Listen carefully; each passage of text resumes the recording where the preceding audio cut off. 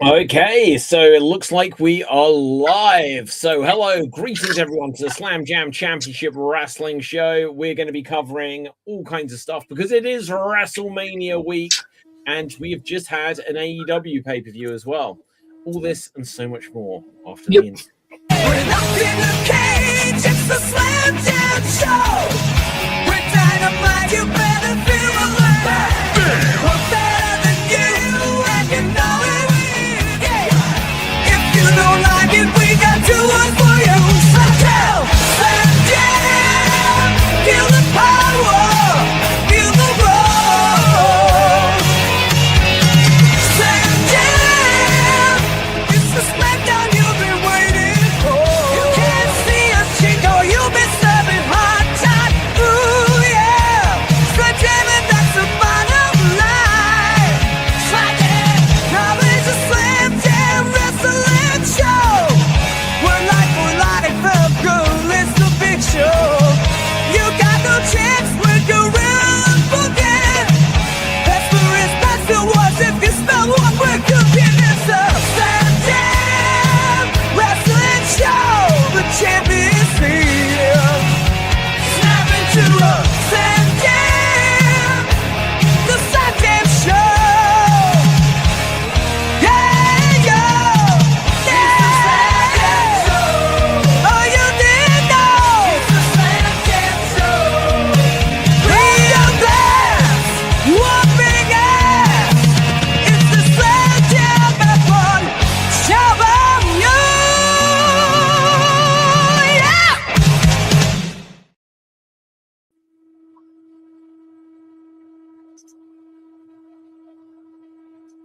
On in the world of professional wrestling. But first of all, Dev, say hello to the people. Hello, everyone. I'm Dev, and I'm today's co-host apparently because nobody else showed up. No one else is here as of yet, but we expect, look, if it's anything like last week, TJ will be here, probably walking from, He's going to knows, WrestleMania. Venice, to WrestleMania, from Venice to Vegas in the next hour or so. But yeah, let's just get into it because there's a lot going on this week. Have you seen Raw? Have you seen Dynasty? I started before Dynasty with Rebellion, What? the TNA pay-per-view. Okay, well, I have seen nothing of this, so tell me. The day before the day before Dynasty, TNA also had a pay-per-view. Yeah. And the main event was Mike Santana and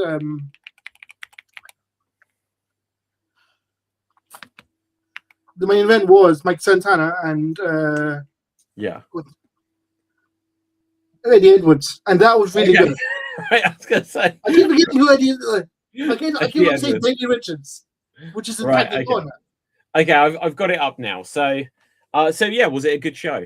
It was a really good show. It was really quirky, and it was a lot of returns, a lot of relying on nostalgia and WWE at the same time. Wait, okay, so who returned at this show then? EC3. Oh yeah, I did actually see about that. I didn't even think about it being a TNA pay-per-view. And ODB was involved. ODB came back as well for the 6-man with Tiffany, Drew McIntyre's ex, Mickey James, and ODB versus the Elegance brand. Yeah. So Dana Brooke and the others. Yeah, Ash by Elegance, Heather by Elegance, and M by Elegance. That was a good show for what it was. Is this on TNA Plus or whatever they call it now? Yeah. How much is that? I have no idea. There's way too many subscription services now. Yeah. Okay. Yeah. I will. Yeah. There are too many subscription services. I feel like I need to try to get back into TNA. I follow it just in I'll occasionally see stuff that's happening with it. Is EC3, the last I knew of him, he was NWA World Champion. Yeah. Is he still? Last I heard of him was he was part of the weird promotion with Braun Strowman. Okay. Oh yeah. What was that called? Control Your Narrative. Yeah. Yeah. Okay. So yeah, he was. Who is the NWA World Champion if it's not EC3 then? Trevor Murdoch again? No, hopefully not. Let's Surely check. he's retired by now. Because they've either got Trevor Murdoch or Oh, okay. He lost it to Tom Latimer. who was in NXT, wasn't he? At some point, I believe so. Yeah. Yeah. Because then they had Brodus Clay being NWA champion on Fox News for a while. Yeah, NWA has been on a wild ride for the last few years. It's such a shame because I remember that really exciting time about 2018 when we'd had TNA had died out effectively for the last 10 years. That was somehow still alive. TJ! Hello, sorry for being late. It's all right. And you walked to Vegas by now? No, unfortunately not yet. Damn. Yeah. But attempting that. Okay. Now, we were just saying, I was just saying, if you go back to about 2018, TNA was still alive, but had been a living zombie for about 10 years. Maybe about Yeah, but they're hard to kill. They are hard to kill. And there was just that weird period of time where it was sudden, and even then, I remember TNA, it was suddenly like, oh, Ken Shamrock's back. And it was when Tessa Blanchard became world champion, and there was suddenly, and obviously broken Matt Hardy, and there was suddenly just this swell of hype around TNA. NWA suddenly rose from the dead, again, not being fully dead. AEW began, or was about to begin because of All In. 2018, we had the All In show. Yeah, we had All In. Non-AEW All In. Yeah, the non-AEW All In, which led to AEW. NWA suddenly was revived as that very old school YouTube show. Ring of Honor was suddenly like, we're going to be performing, playing whatever at Madison Square Garden. It suddenly just felt like there was tons of wrestling and everything was back. And it feels like things have kind of fluctuated up and down. Because we were just saying about, I don't know, NWA, I guess, still exists somewhere, but I haven't seen or heard of it in forever. Yeah. TNA, are they still doing a deal with WWE? Yes. Yeah. So how is that playing out currently? What are they doing? Didn't you hear? They kind of pulled out, what's this guy's name? Dolph Ziggler. Yeah. Dolph Ziggler. That's all I heard about it. Yeah. Yeah, MJF match. Even then, was that TNA pulled Dolph Ziggler out of the MJF match? Yeah, but everyone, they said that he's allowed to wrestle anyone else but MJF, and also implied that a non-AEW talent. So almost every discourse I see about this online says that it's WWE who's no, you cannot wrestle an AEW talent. So other than restricting TNA talents from going to wrestle on indie shows against AEW wrestlers, what is happening with TNA's involvement with WWE? Because I know it was like from the beginning of this year, it's like Thursday night or whatever night the TNA show is on. They've had a few pay-per-views, but realistically, I don't know a thing that's going on with TNA since they started their TV show. I don't imagine it's been the big hit that has dethroned Dynamite. They tried to be the big hit, but the first show they had went back to little TNA rather than Scott D'Amore's TNA, which is in 2017. Yeah. In 2017, when Scott D'Amore and ironically Don Callis, both of them took over TNA and resurrected it, and now they've gone back to the old school little TNA because the first show ended in draws and DQ finishes and run-ins and dusty finishes, and it was an entire mess. You know what would have helped TNA get somewhat back on track? Not having their world champion get squashed by Randy Orton at WrestleMania. Remember when that happened? Yeah. Well, look at this. And so Joe Hendry, I did see a very, very few minutes of NXT last night. And Joe Hendry came out. He's lost the NXT title just before WrestleMania. So I don't know if there's a place for him at this year's WrestleMania. You'll probably see him backstage in some segment or whatever. But I'm guessing the night after WrestleMania. Yeah, there's a place for him on Monday. Yeah, exactly. Because he, in the segment he did, he tried to Al Kabong, who I call Obafemi Jr., and he no-sold it. Yeah. You know what I also dislike? The fact that TNA talent, when they're feuding with WWE talent, they're not feuding with a Seth Rollins or a CM Punk. They're feuding with mid to low tier NXT talent, which WWE already, they're like, that's our development. But they've made it clear that NXT, like, okay, so NXT haven't been developmental for years. That's evolved. And the thing about TNA is the NXT TNA like crossover never involved the main roster. Yeah. No, NXT is so developmental. Like, why didn't Brock turn up on NXT to challenge Obafemi? If they wanted NXT to be like seen as the third pillar and as the big deal, they should have just started having stuff like that. But it's been to me, it's been the third pillar since the volcano incident. Where they exactly. Yeah, no, they've been the third pillar. Like, the actual developmental is evolved now. At least.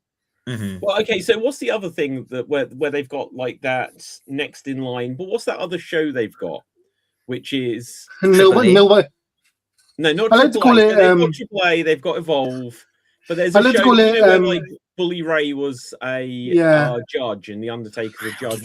No, it's like, was it the great like LFG? Let's fucking go. Yes, It's a show called. Yeah.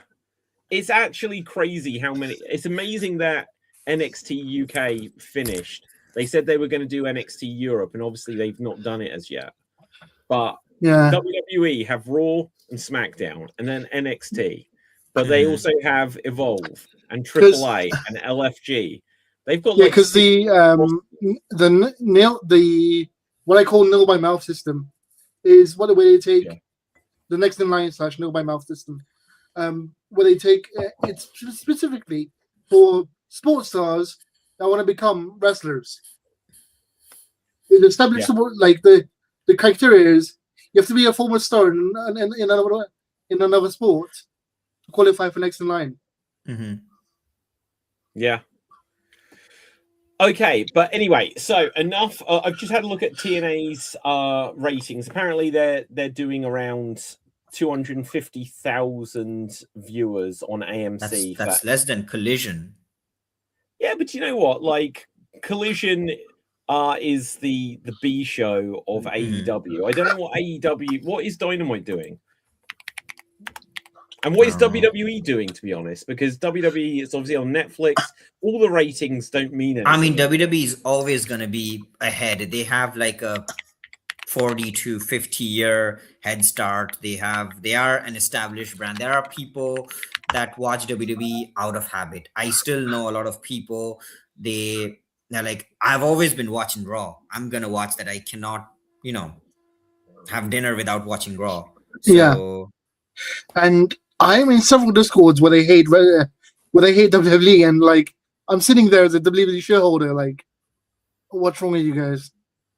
Like, there's like pure hatred of the company, like everywhere I go. Okay, well, look. So according to this, AEW ratings. So look, if TNA are getting 250,000, the last edition of Dynamite going into Dynasty got 654,000. So obviously that's over double, well over double. But it's nothing to go crazy over. The week before 730,000. Fair enough. And I get WWE. Isn't Dynamite on multiple platforms right now? Yeah, it's on like Thriller, AEW. Yeah, they're on multiple My platforms. AEW, Amazon Prime. Yeah. I don't know, Pirate Bay, whatever, wherever. I mean, ratings mean nothing anymore. There are so many weeks where I watch whatever I've seen of Raw, SmackDown, Dynamite, and it's just literally been on my Twitter feed Yeah. because they push so much of, how many times you go onto Twitter and it'll be like CM Punk, Roman Reigns, full segment, and it's like 18 minutes long. Yeah. It's like, well, why do I Yeah. need to then tune in Exactly. just to see, Exactly. who JD McDonough is Mhm. fighting in some shitty match? What I don't I get mean, is I mean, where with, is the? I don't see any impetus of like trying to be good, because like they're both billionaires. Like if the if the ratings are crap, how does that affect them? Mhm. Where's Well, the downside of not having ratings? Because WWE doesn't need the ticket sales because they're making money from like the Saudi deal or like the Netflix deal, so they don't need the Mhm. ticket sales. AEW doesn't need ticket sales because it's funded by Tony Khan's dad. Yeah. So No, where's the so- impetus being good? They will, but here's the thing. So WWE SmackDown was on Fox for years. This was one of these other weird 2018 kind of things, and they didn't get renewed. So they managed to then get the deal with Netflix, but they didn't stay on Fox because they didn't pull in the ratings. It was a disappointment from week one going back then. So they do need to get the ratings. And look, they're about to get a major embarrassment, frankly, with WrestleMania. With WrestleMania, WWE are in the same arena. We were talking about this last week, and they're currently they still have a few days. They have a few days, and they're going to bring in as many, free tickets to people and stuff like this to try to fill that place as possible. But when you are 18 or 20,000 tickets down year after year, year on year, that's an embarrassment. And they've had to put it in. Sorry, just 1 second. They've had to put it into the storylines on television that the tickets aren't selling. And then Pat McAfee is like, and now we're going to give you 25% off. And it didn't even shift that many. It didn't shift that many. Did it go up by like 3,000? We've got on Dev. Like the thing I don't get is right. You've got the worst thing in WrestleMania. You need to desperately make sales, and then you end Raw before Mania the way you did.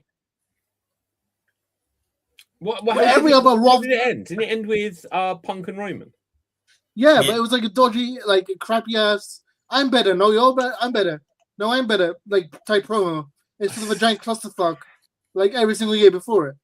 Yeah, it was interesting where they kind of found this weird "I hate you, but this is what I respect about you" moment. Yeah, I actually have something to say about this. Go ahead, Dev. Then I can follow. like every other Raw before Mania has been like a crazy like brawl or everybody coming out or like final stare downs or whatever. And this one's like, oh, I respect you. No, I respect you. No, I respect you. Back and forth, and it ended. It should have ended with Elba Femi.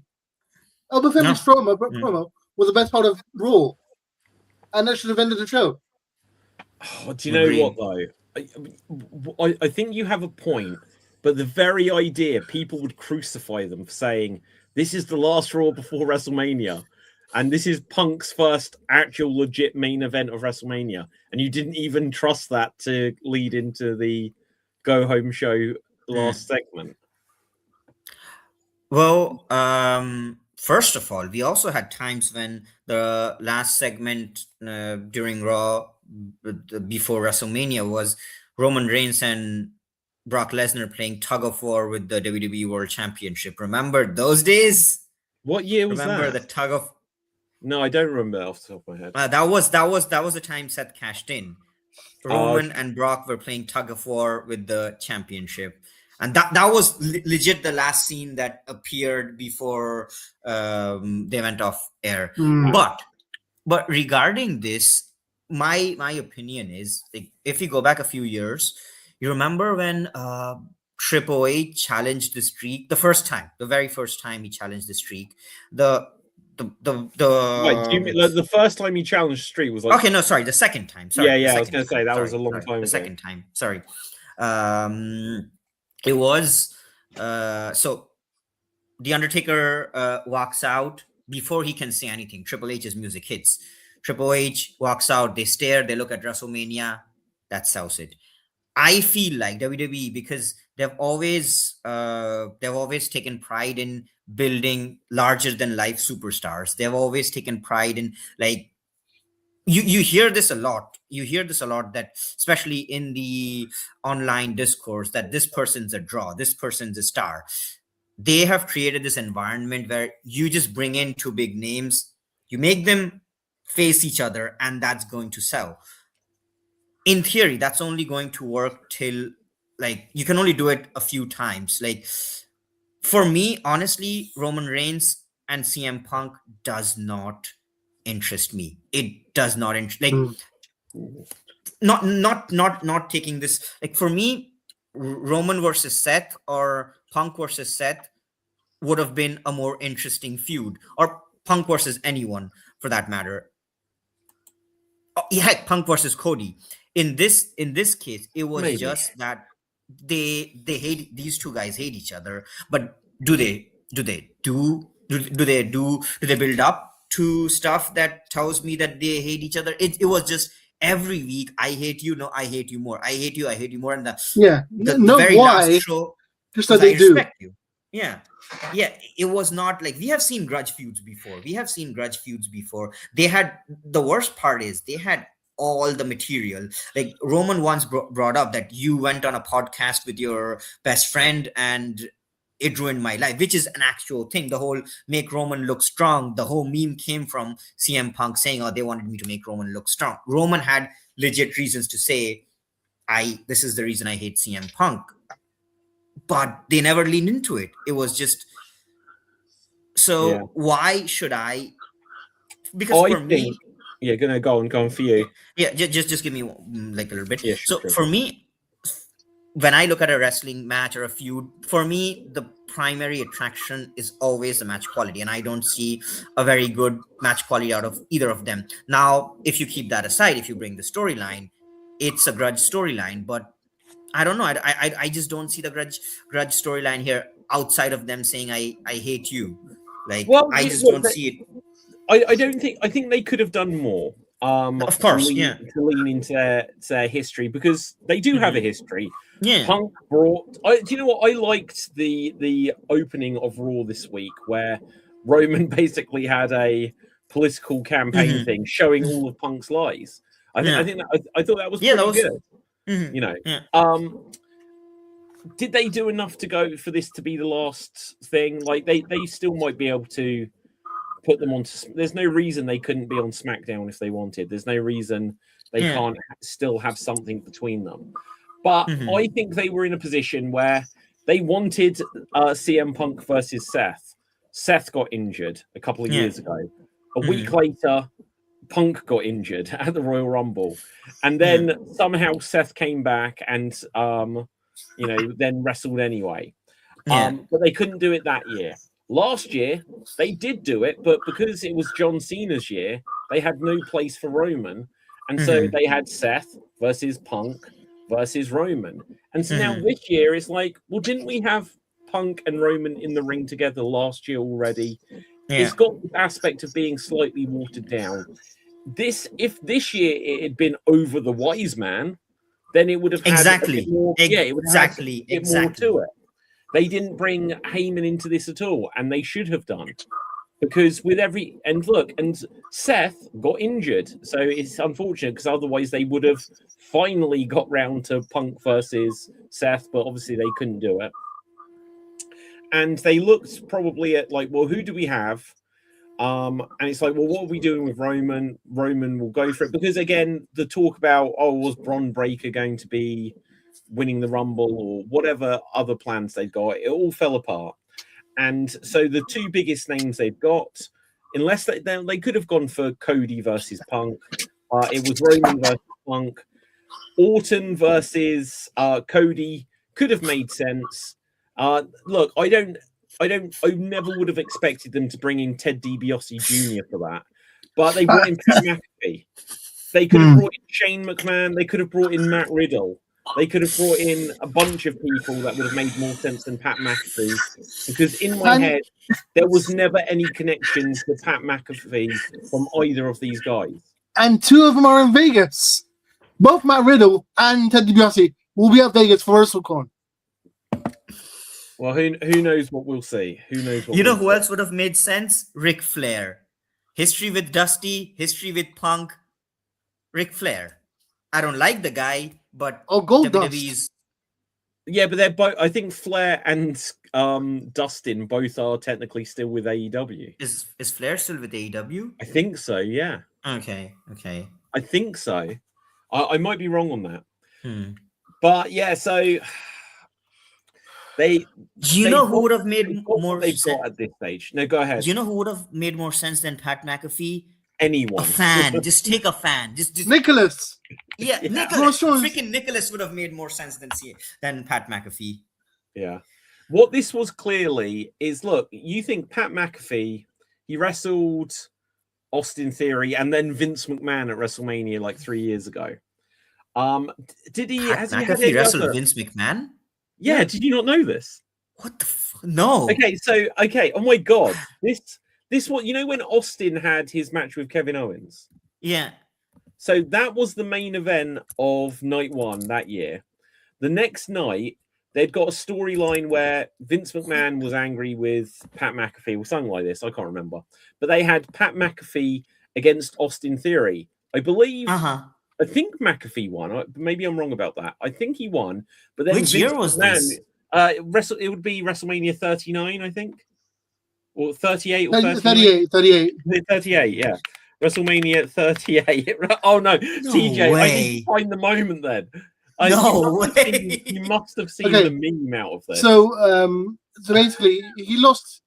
Austin Theory lost to him, and immediately after, McMahon challenged him. McMahon and came won. out. Yeah. Holy shit. Sorry Yeah. if I'm not allowed to say that. I You just can looked say that. on Wikipedia. What the? Okay, hang on.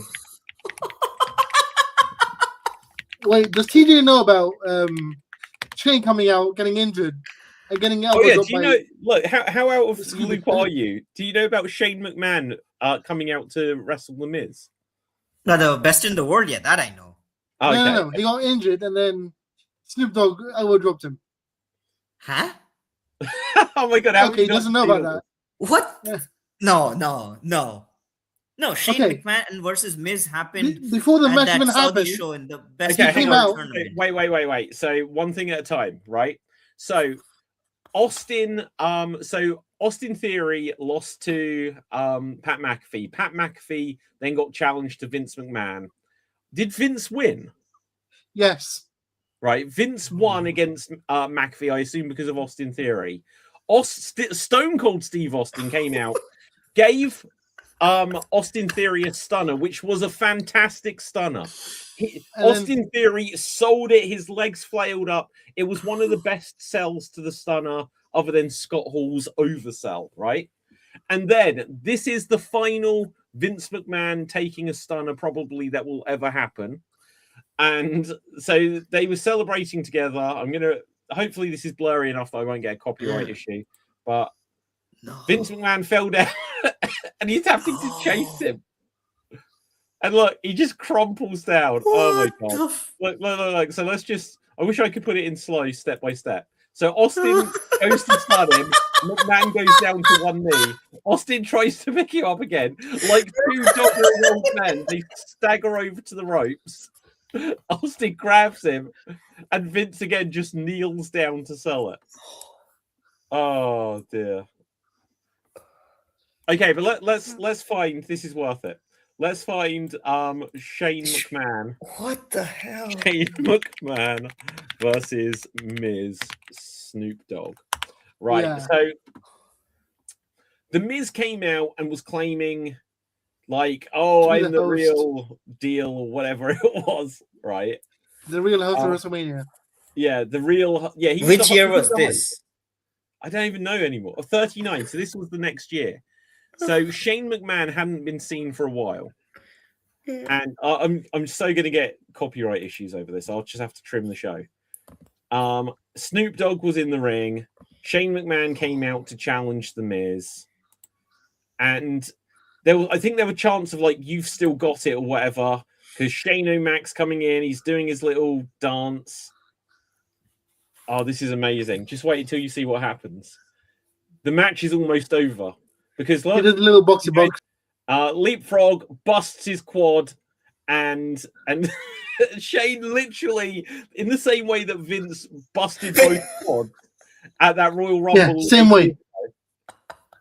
From a leapfrog, Shane McMahon was like finished. Miz is absolutely like, what the hell do I do?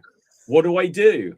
You know, they should have just got down. They could have been communicating with the ref, but he should have just been laying in punches. Someone else told Snoop Dogg, look, just get in there, punch him. Miz sold it. And then watch this. Snoop Dogg, literally, this wasn't planned. The Snoop Does the people's elbow. Yeah, wait. We'll see if we get to it. So, like, Miz has taken a punch from Snoop Dogg. Oh, come on, Snoop! I didn't remember it taking this long. It's almost over. So he punched him again.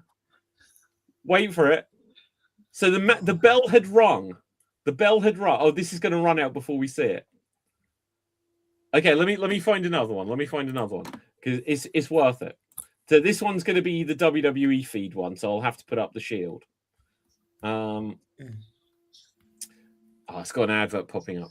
Right, so basically, a referee, I think, said to Snoop, just get in the ring and do something because Shane can't wrestle. And let's find the Shield. Where's the Shield? Let's go for the Slam Jam overlay. No. Where's the force field? There we go. Oh my God, the force fields aren't working. Show, hide. Oh, okay, there we go. Right, so I can't show this just because WWE would pinch me for this. Yeah, makes sense. He punches him out. He's laying down. This is all improv. Now, maybe this would have happened after the match or something anyway, but I doubt it. The referee gets back in the ring. So you think Miz, former two-time WWE World Champion, has main evented WrestleMania, Mr. Money in the Bank and all this, defeated John Cena in the main event of WrestleMania. Yeah. He's taken 2 punches from Snoop Dogg and he got leapfrogs by Shane McMahon. Snoop Dogg, look at this. The greatest, look at this, just bounce off the rope. People's elbow. Oh, it cuts it. He then pins him and gets the 3 count. And he wasn't in the match. You know, if WWE, if they do this, I regret missing this. I need this in my life. This is not even bad. Yeah. Oh, and Bad Bunny did a Canadian Destroyer. Oh yeah, that I saw. Well, so we're in the era now where they're like, we have to have Pat McAfee and Bad Bunny and Logan Paul and Jelly Roll and now I Show Speed. There's just loads. Do you remember like a few years ago, who was it that we had? Who were the celebrities that was involved 10 years ago, like in a John Moxley match or something? Not John Moxley, John Morrison match, Johnny Nitro match. Snooki, yeah, that was right. I remember that. Time. But now, like half the card is like celebrity crossovers. Do you remember the guest host there? Oh yeah, with Hugh Jackman helping Zack Ryder against The Miz. Yeah. It always astonished me how small Hugh Jackman looked against The Miz. Wasn't there also like I don't think it was WrestleMania, but some match with Bad Bunny where The Miz got eaten by zombies Backlash at the end? Yeah. Miz and Morrison versus Bad Bunny and Priest. And then The Miz got eaten by zombies. And that's the match he got injured in. His first ever injury. Okay, look, so this is just like one tiny thing. So obviously he's here with Matt Cardona. But just like when you see Hugh Jackman and you think he's the Wolverine. Now the Wolverine, he's tall, but the character is meant to be short, I guess. But he just looks like a fan. And with Zack Ryder, it's crazy. Yeah.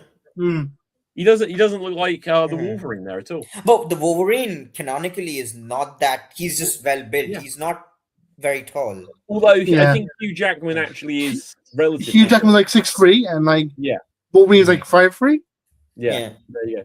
Now, okay, so guys, let's now that we've covered all of these random bits, let's actually get into let's start with AEW Dynasty. Did we see it, guys?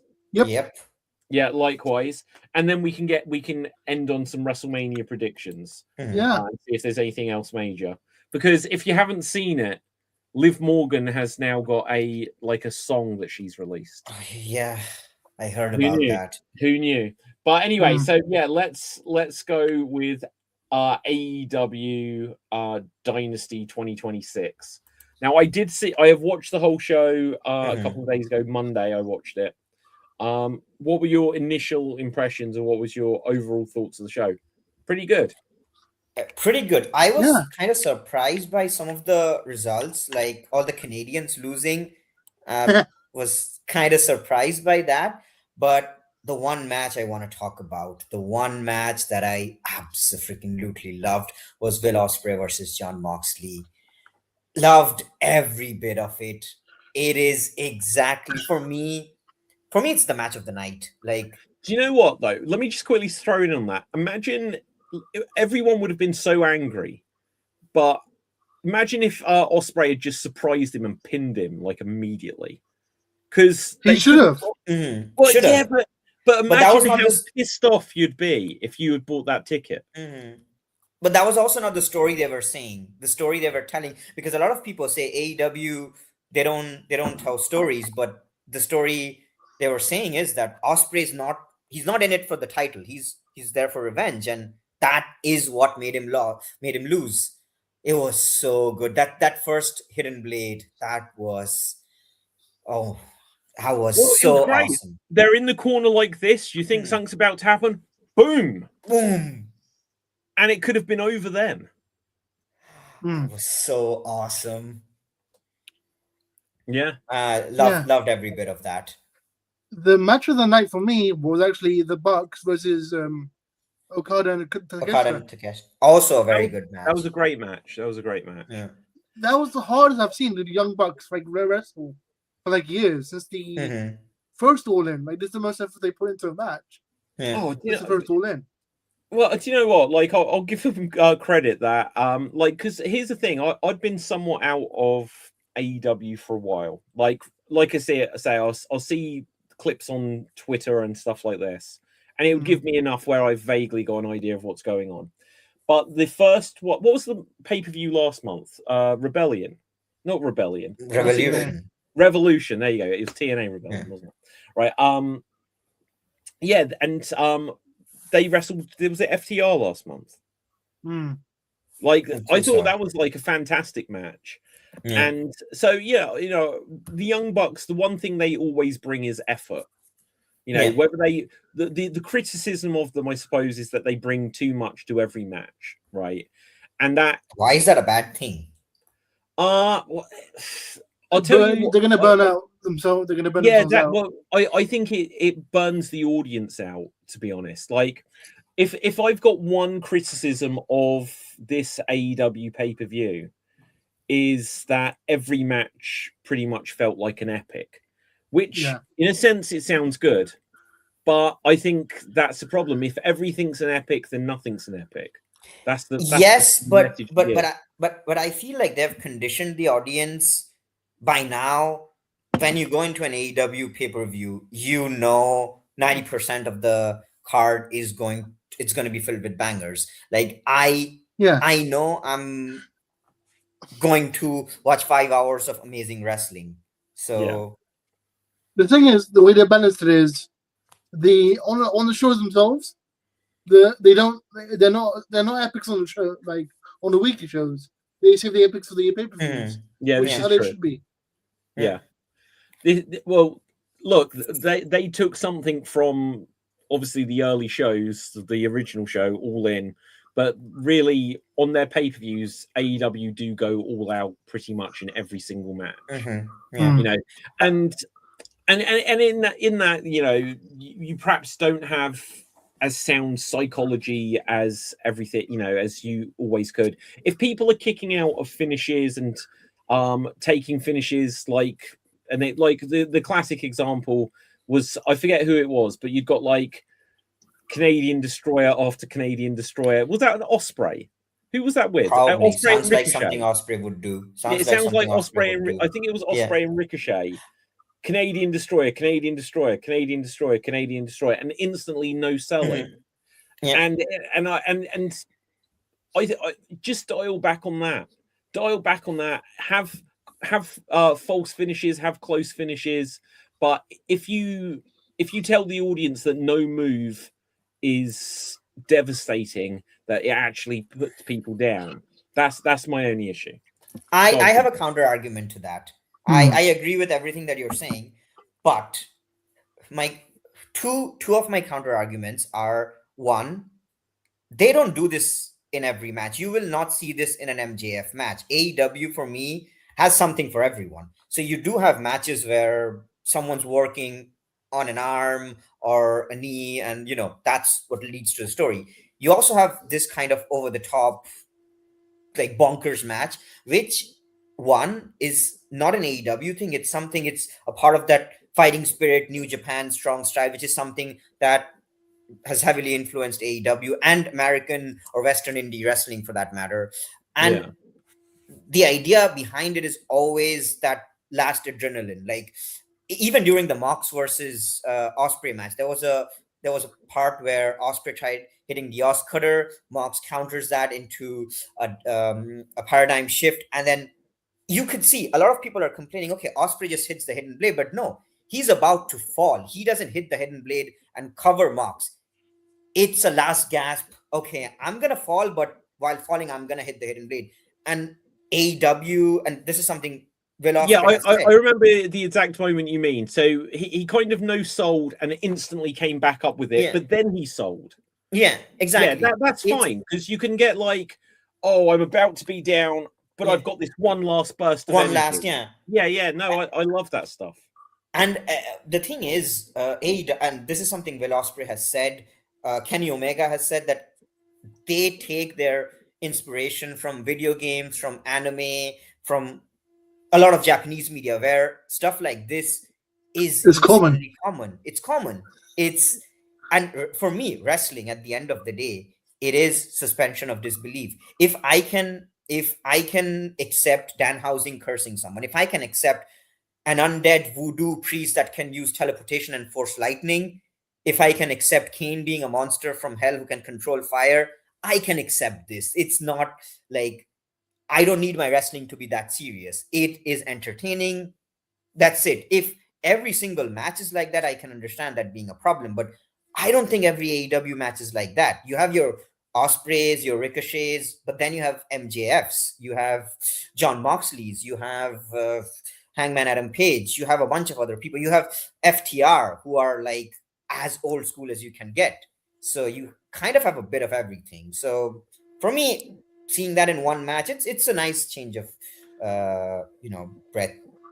But the thing which I'd say that you get across most of the matches, like Ricochet and Jericho, that wasn't in the same vein as FTR and like Edge and Christian and what was Jericho has dropped the name Chris?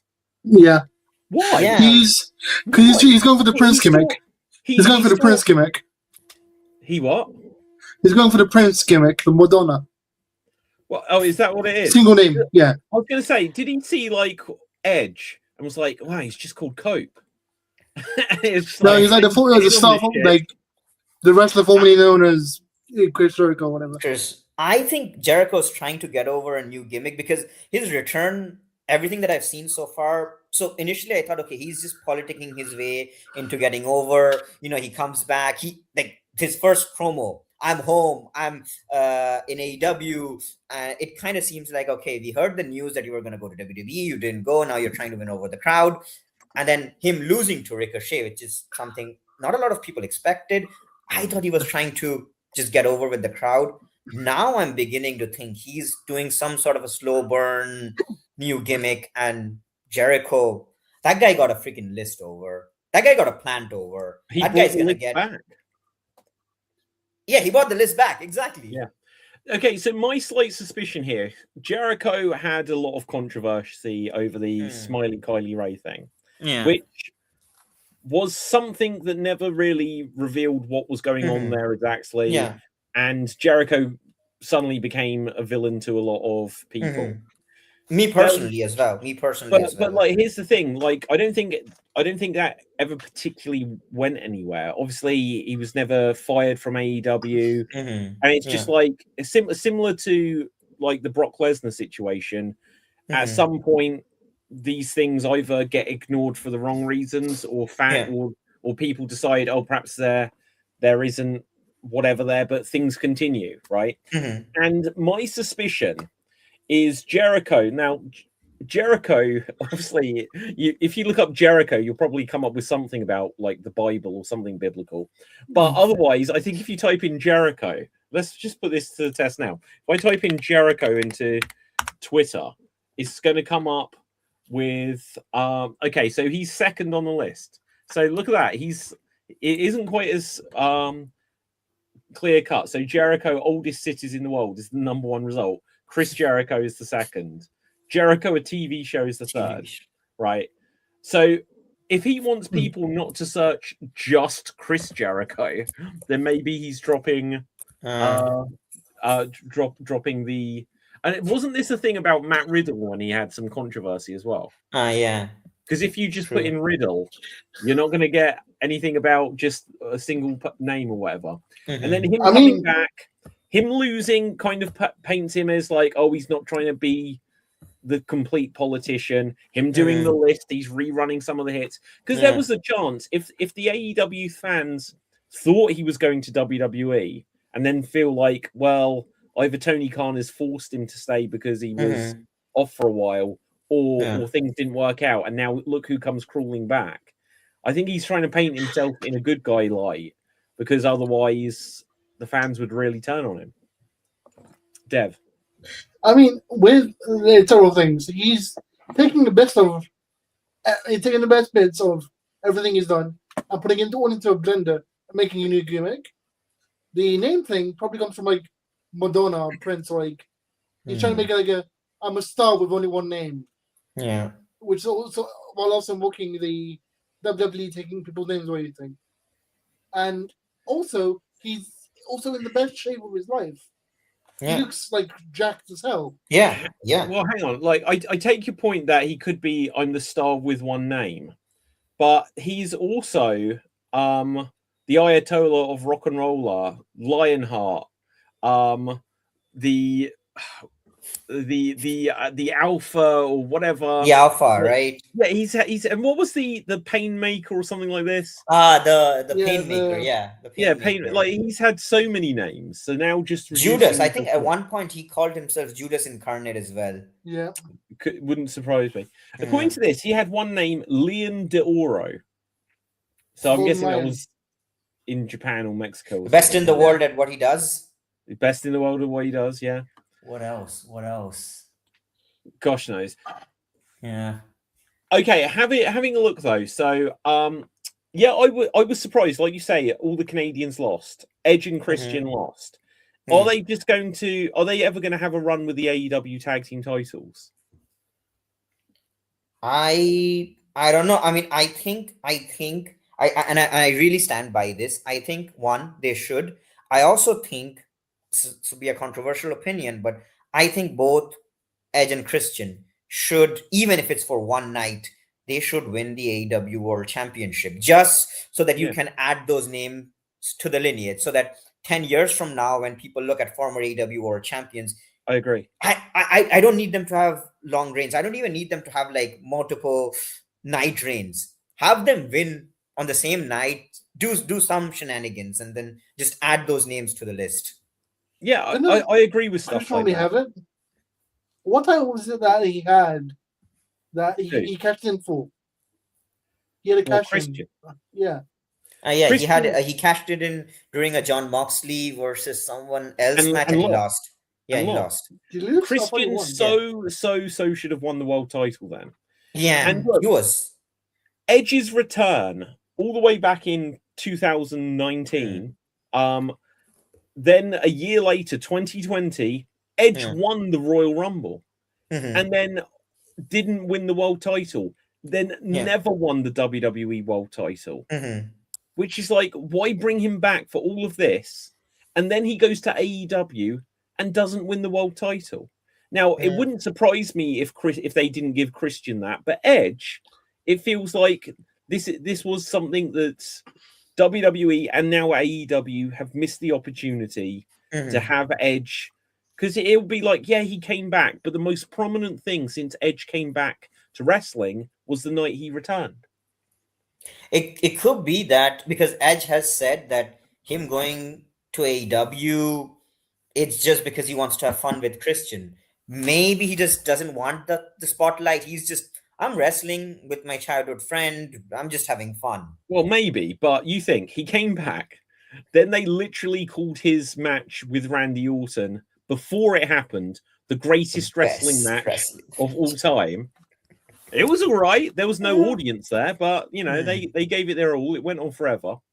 Then Edge won the Royal Rumble. It didn't lead to him becoming world champion. They had him start the Judgment Day just to boot him out a few weeks later. And then WWE lost interest in him. So I don't blame him for when he left to say, okay, I'm going to go to AEW. But AEW, they have kind of fumbled him, to be honest. Yeah. And I agree. It should go down in the history books. Like I look at TNA, and you think of like the history of the TNA World Champions, and you might say, yeah, but is their list of world champions as good as like the WWE list of world champions? Well, it could have been. You know, TNA could have given it to Ric Flair and suddenly said, oh, Ric Flair is now a 17-time world champion. They could have had that ability to do that, or 22 times if they wanted to count it that way. They could have said, oh, a former TNA world champion, Hulk Hogan or Kevin Nash or anyone that they had along the way. Whereas a lot of the former TNA world champions that now seem prominent are because they then went to WWE afterwards, like Drew Galloway or Bobby Lashley and stuff like this. I think at this point, considering the philosophy of AEW, if Edge and or Christian, if they win the world championship, it shouldn't be for more than a week, because I think the idea of AEW is still to put the world title on more younger people, more, you know, I personally think both Edge and Christian should win the championship, but I think what they want to show is guys like MJF. Okay, guys the first AEW world champion was Jericho, not younger. Which was a start, which was, they needed that to put AEW on the map. Ended up on Samoa Joe. So it's even, and look, I'd say Hangman Adam Page, unfortunately, the first one, often people when they win the world title the first time, it's kind of like you look back and it feels a bit of a failed experiment. The second time he won it, it felt like it was going to be the big deal. But it didn't feel like the biggest run. And now, for storyline reasons, he can never challenge for it again. Why? I don't know why they did the exact same thing with Cody. Yeah, but why paint themselves into a corner? Yeah, but I think Hangman Adam Page, the character, if you look at Hangman's arc so far, I've been thinking about this a lot. I don't think he needs the championship, because his arc he wanted the championship, he had the chase. His arc has always been Hangman is his biggest enemy. He screws it up for himself. Him not challenging for the championship was a stipulation that he added. He did not need to add that stipulation. So I think if you kind of want the story that they tell with Hangman, he doesn't really need the championship. Plus, you have guys like Kyle Fletcher, Will Ospreay. You have a bunch of people that are gonna. Well, you know, they need to get to Ospreay, because when they were speaking about like injuries and stuff, you know, they could have missed that opportunity. Okada, they've had for years, never been world champion in AEW. There's loads, and one of the things when AEW started was the promise that some of the people that were held down. Now, arguably, you could even say that Jon Moxley was the third in the pecking order of the Shield. And obviously, he's probably the biggest overall star in AEW's history. Like the ace of AEW. Yeah, exactly. And so But when you then look at like, and obviously, look, Daniel Bryan did win it in AEW. Another one of, not that he's that old, but another of the old timers, I guess. But like Cesaro, they gave him a Ring of Honor world title. It's like, oh, that whole brass ring thing. Suddenly, he's going to be the main event, and he hasn't been, and that has happened. Like Bobby Lashley going into AEW, I don't think he's ever gone for the world title and stuff like this. I think guys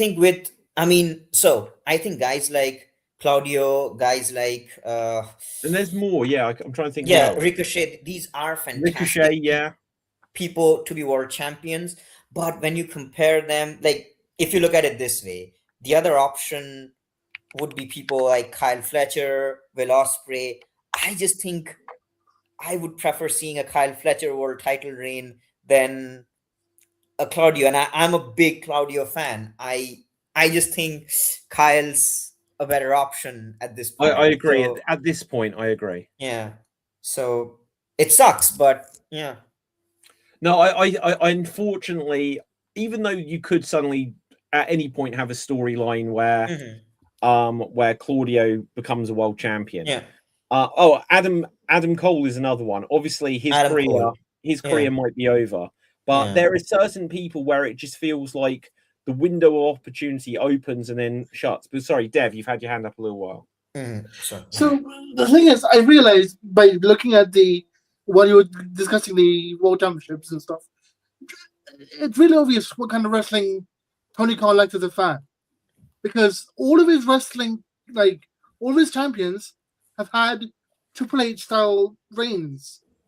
They've never been they've always been a character. They've not been based on wrestling. They've not been based on like athletic ability.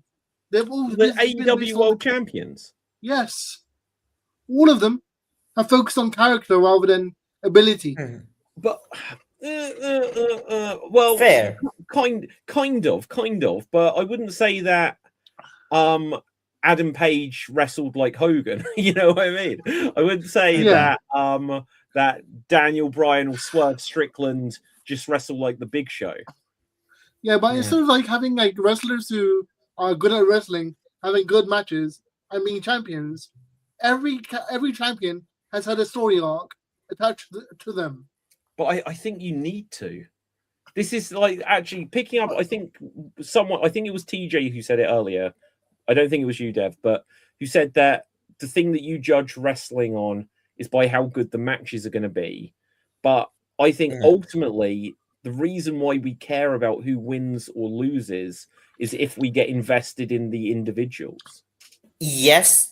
But what I meant was I would still want, like, you can tell a very good story. And if the match at this point, after years of watching New Japan and now AEW and a lot of indie wrestling, if the match is going to be mid, I'm probably not going to be super invested. Like of course I need a story, I need a character, but I need the match to be good or at least somewhat decent. Because we have had any WWE storylines where the build-up was amazing, but the match was absolutely horrible. And I'm just not entertained by that anymore. Cena and Gunther.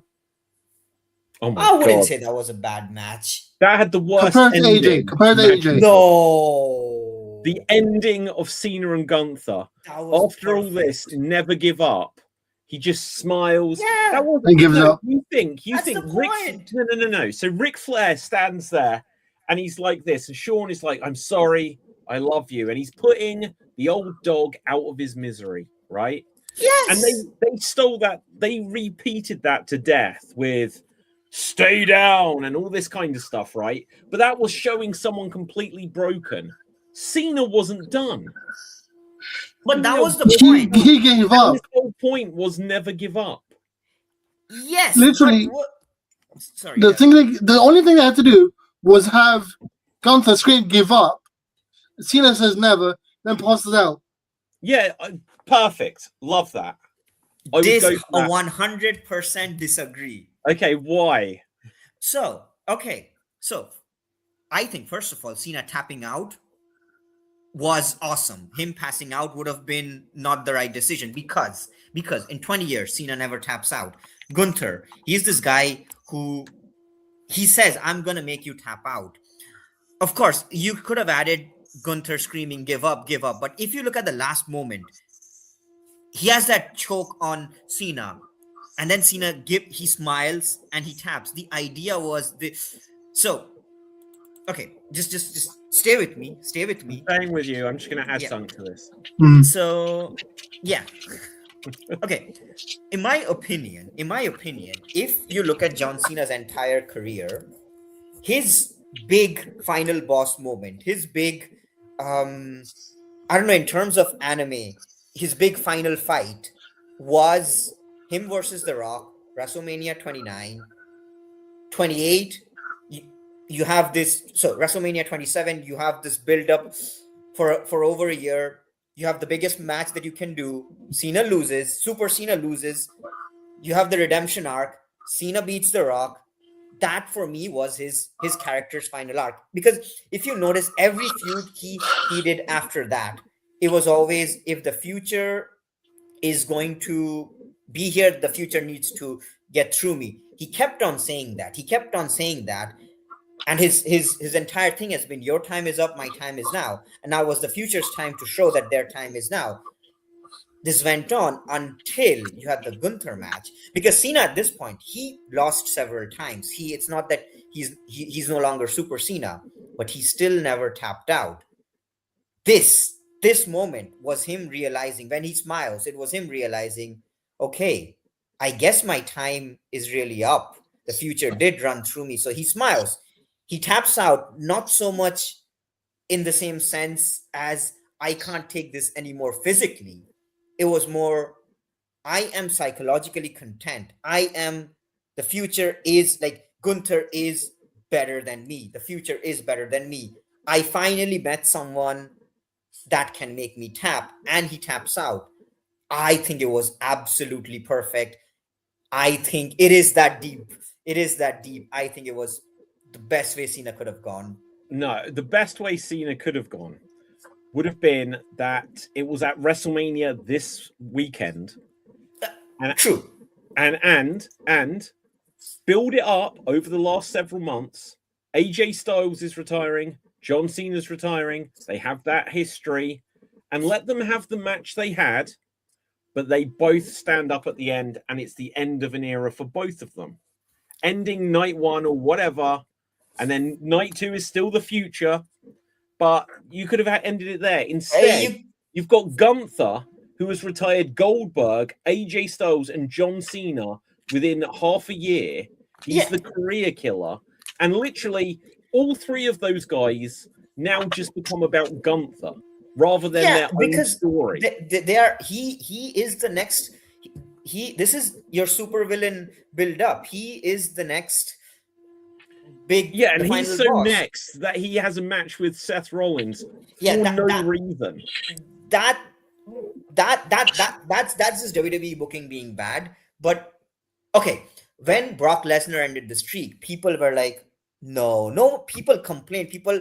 I remember people were looking at technicalities. I remember I saw this podcast where someone was saying, when they did the contract signing, Taker never signed the contract, so the match should be invalid. People were going, and that is exactly what you want out of a heel victory.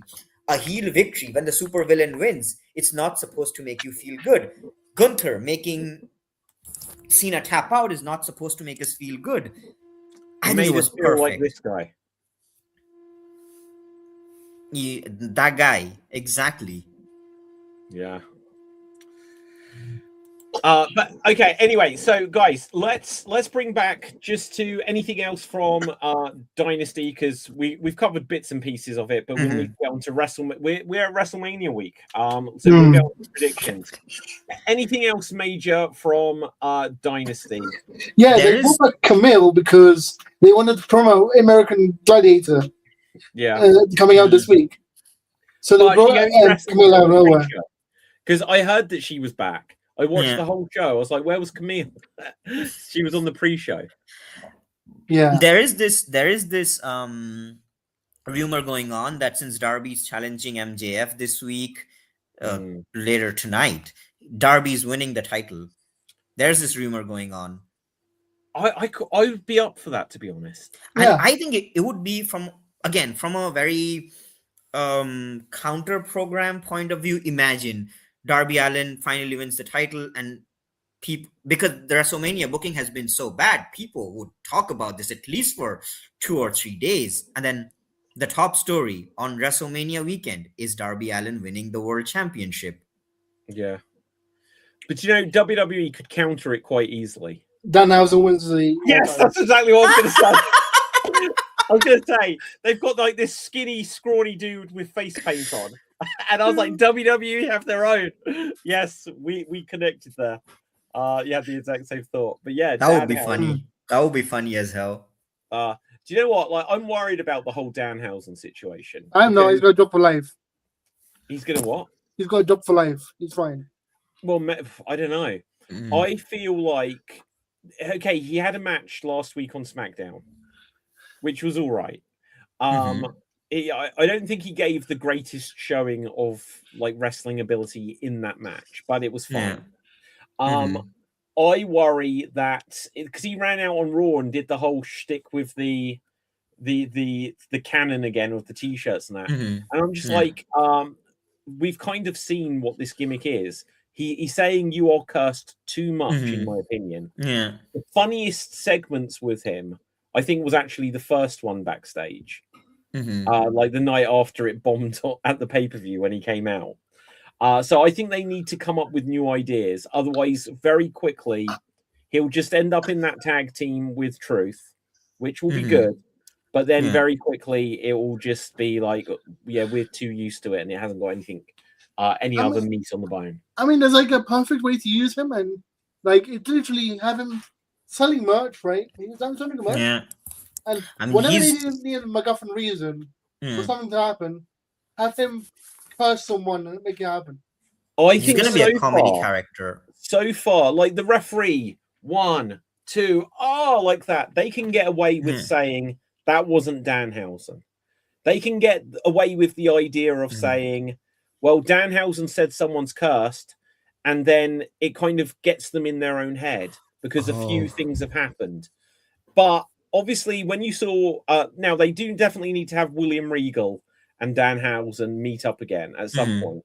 But when you have that kind of thing happen, where someone goes like that and they start reacting, that's when it crosses a line into it's too hokey for what they should do. Undertaker. They should always keep it. Undertaker. Yeah, I know, but when was the last time they did the hokey stuff with the Undertaker in that same level, right?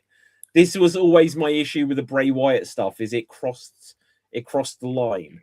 You know, there was a reason why when the Undertaker evaporated against Yokozuna was when the WWE were in their lowest point. And the reason that was Kevin Nash. Why when the NWO suddenly exploded is because people thought it was real, right? Bro, the Undertaker died and he came back. He was dead. Yeah, he was canonically dead. I don't think there's ever been a time where the hokey stuff, you know, you can have like Sting come down from the rafters and lights go out, and you can always explain that, well, Sting pays the person to switch the lights out. But when you actually have like Bray Wyatt or Matt Hardy literally teleporting, then it's like, what are we doing here? With Danhausen, they can do it as long as there's always an excuse for why it could be something real. Then but it doesn't have to be real. It does. That's the point of wrestling. No, it does have to be real. No. Okay, no, but do you remember when the Wyatt 6 debuted and they literally murdered everyone, including shooting Chad Gable in the head? Yeah, with a gun on live TV. They didn't shoot him with a gun; it just looked like that. He had a bullet on his head. Yeah, no, he got some. Yeah, but okay. My counter argument to this is, if you look at the very old Batman comics, back when Batman was a detective, not when he was a superhero. Was this when Lou Thesz was world champion and everyone thought wrestling was real? Exactly. Yeah. Exactly. Exactly. But there was a crossover between Batman and Bram Stoker's Dracula, and that was the first time there was an actual supernatural villain, because every other villain, it's just a psychopath. So you can get away with that in these fictional worlds. That's like comic book, right? Wrestling's kind of similar. it is kind of similar, but it's meant to be the step towards reality because you're seeing live theater, right? Yeah, So Luchasaurus is a dinosaur. yeah, no, but that's just okay. So but that okay. I let me mean, put it like right this. now, Darby Allin is running around with Batman, so Yeah, no, right. When you see Obafemi come out and he's doing this, it's like I'm doing this strut to intimidate you. So when Batman canonically wears this stuff, it's just to psychologically mess with people. So when you even get Bray Wyatt and he's wearing this thing, it's like he's gonna mess with my head and then he's gonna beat me in the ring. But when you then have it so that Alexa Bliss starts like pouring black goo down her face, it's like, well, what was that? It's just black goo, right? Anyway, we're explain the people's elbow to me. That's can hokey. It is That's hokey. hokey. So yeah, the people's elbow is one of the worst moves in terms of believability, but it's not the same as someone going cursed. Now, when he went like cursed at Kit Wilson and a pyro goes off behind him, he's done a deal with the pyro guy. no, they didn't say that. They showed that in the video.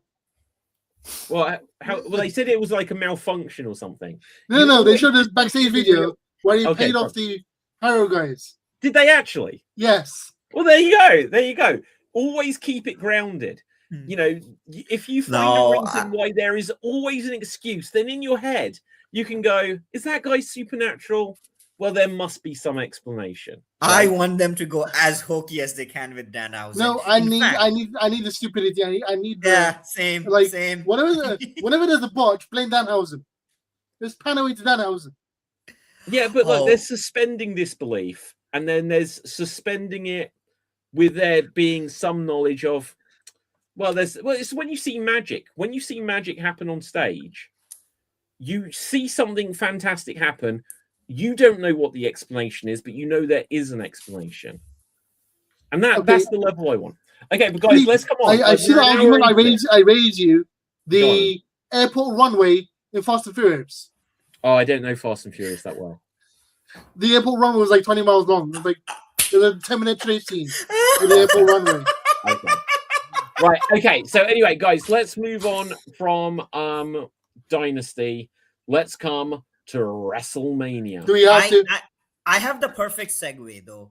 I have the perfect transition. Since we were talking about Danhausen, my big prediction is we are going to have an interaction between Danhausen and John Cena, where Danhausen, night one, Danhausen's going to be like, make me the co-host of WrestleMania, otherwise you're cursed. And Cena's going to be like, I don't have the power to do that. Danhausen curses Cena. And all of night one, Cena has terrible luck. And then at one point, you do. I'm not sure if they're going to do Gunther versus Cena on night one or night two, but Gunther versus Rollins. Gunther versus Rollins. Right before Gunther's match, you see Gunther walking, or just you do that interaction where Cena's having terrible luck, and Gunther just looks at Cena and is like, "This is what you have been reduced to," and he walks out, and then Cena's like, okay, Danhausen, you're my co-host. And then night two, they're both co-hosting WrestleMania. It's like Cena's uncursed. That's my big prediction about the Cena being the host of WrestleMania and Danhausen being there.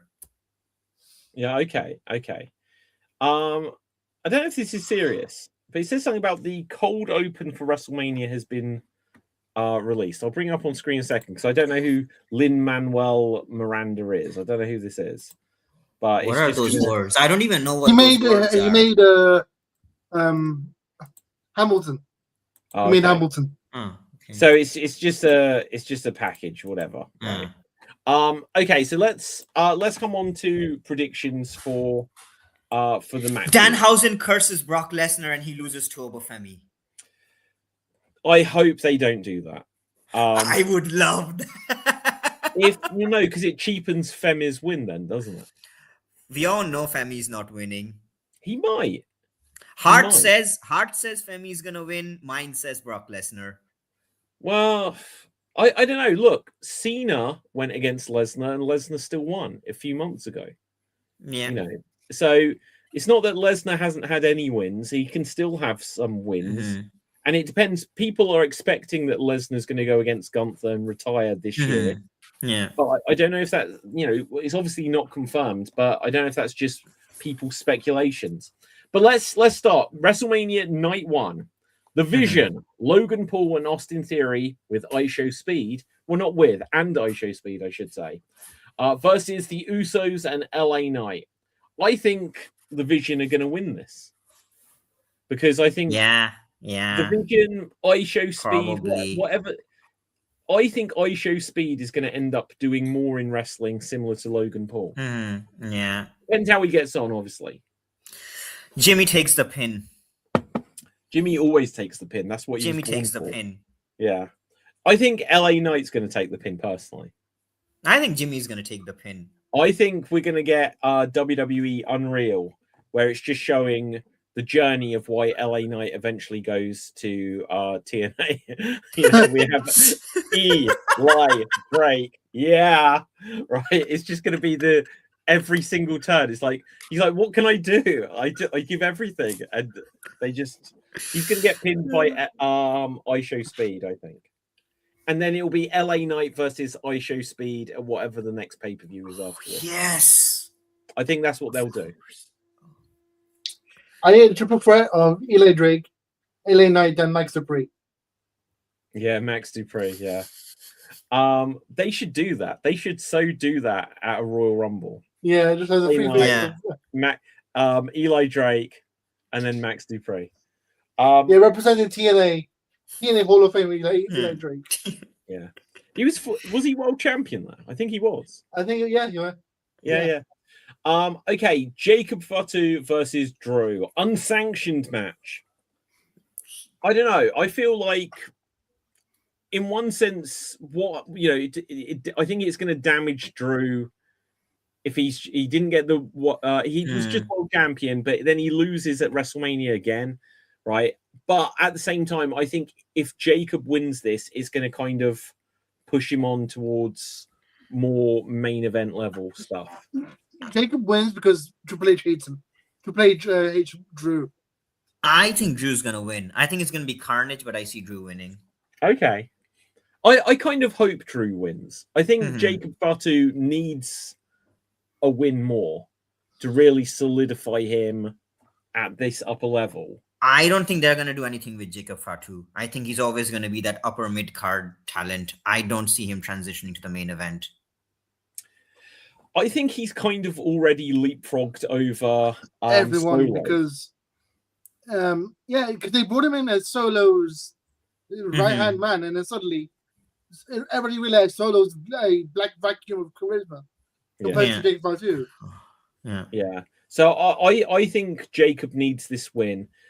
It is true because like last year, Jey Uso obviously won the world title at WrestleMania, and there are so many of the bloodline basically now. There is so many of that family that it's like, well, how many of them are going to take turns at being in the main event in the world, in the world title picture and actually being world champion? What is that group actually called? Because I've been calling them My Fungible Tokens. My Fungible Tokens. Yeah, exactly. Well, they should be. I think that MFTs are so far beyond. They are like the NWO when it was run by Virgil and Scott Norton and Stevie Ray, with just absolute no ones in it now. And the fact that they've been feuding with the Wyatt Six, who are just such garbage. I like them, but like the Wyatt Six, they need to lean more into Uncle Howdy being Bo Dallas. You only ever see him as Bo Dallas in the like pre-tape promos, and it's like he looks he is turning into Bray Wyatt, right, visually, and if they can just get him over and make him the focal point of that group. But it feels like maybe Bo Dallas doesn't want to do tons of wrestling anymore. Maybe, or they don't have that much faith in him. Eric Rowan barely does anything. And it's just like, well, the Wyatts don't feel like Here's what they should have done, right? Here's what Yeah, they should have done. I don't They care should about have- Dexter Loomis. They should have done this whole thing of like Bo Dallas and Uncle Howdy of Green Goblin and Norman Osborn for one. Yeah, I agree. They should have built up the Wyatt Six, randomly taking out random like wrestlers in the background, sitting in catering and like literally like murdering them, having them like covered in blood or something in backstage, randomly like throughout the weeks, and like build them up and like everybody either getting freaked out or like wanting to fight against them by being outnumbered, and slowly building up a resistance, like an army to fight against them, and have a payoff at WrestleMania or something. Yeah, I've just had a comment from Dave Green. Where are you, Dave?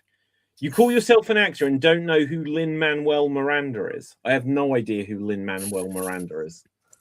He's the director of Hamilton and other musicals. Do you know what?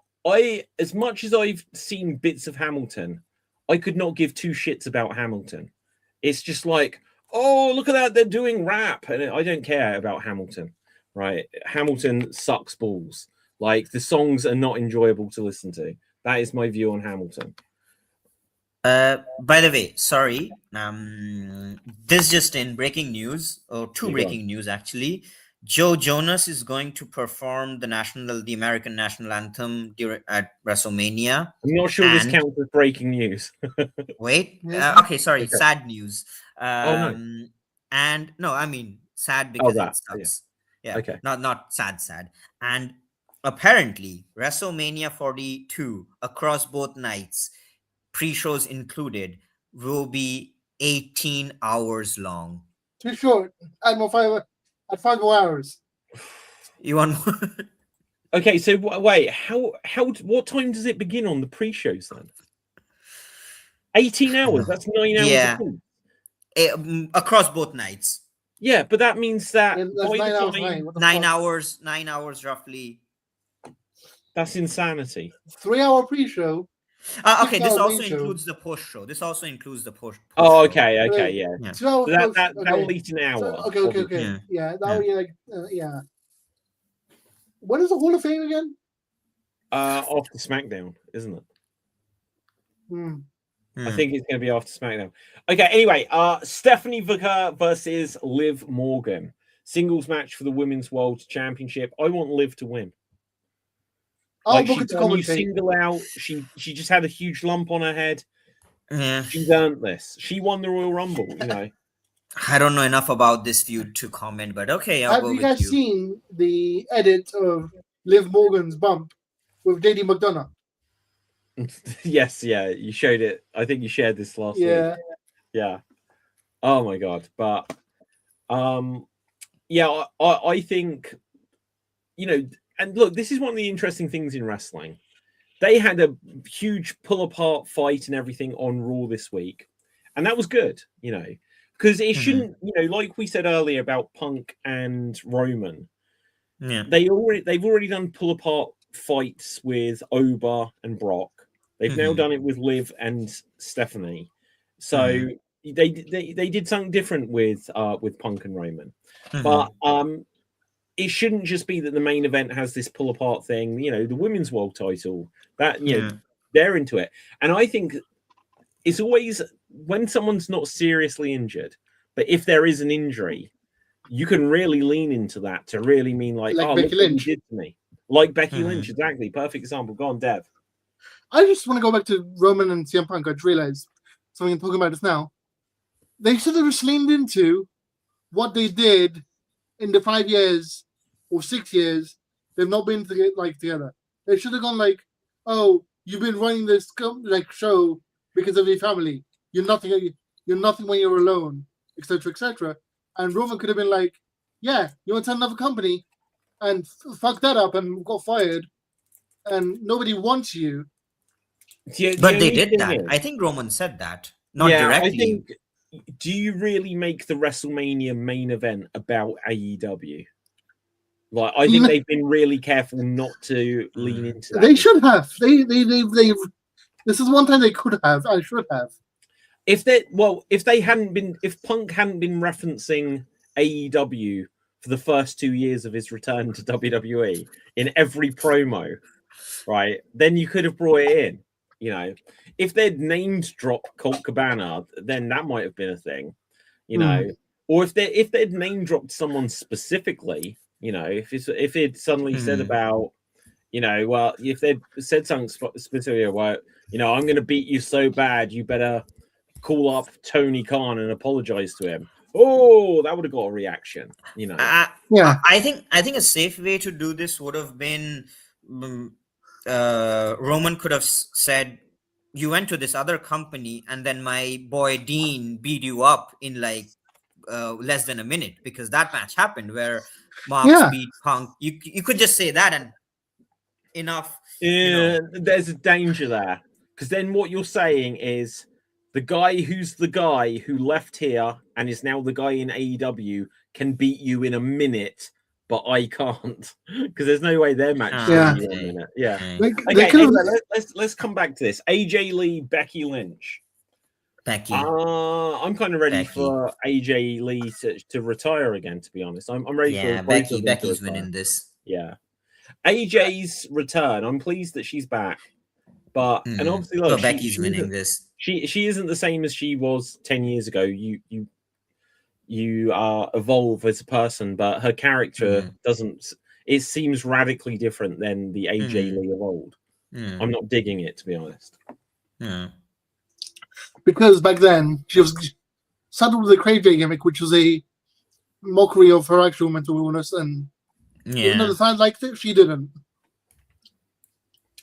Well, do you know, like, but she was like kind of skippy, crazy chick, like bouncy and stuff like this.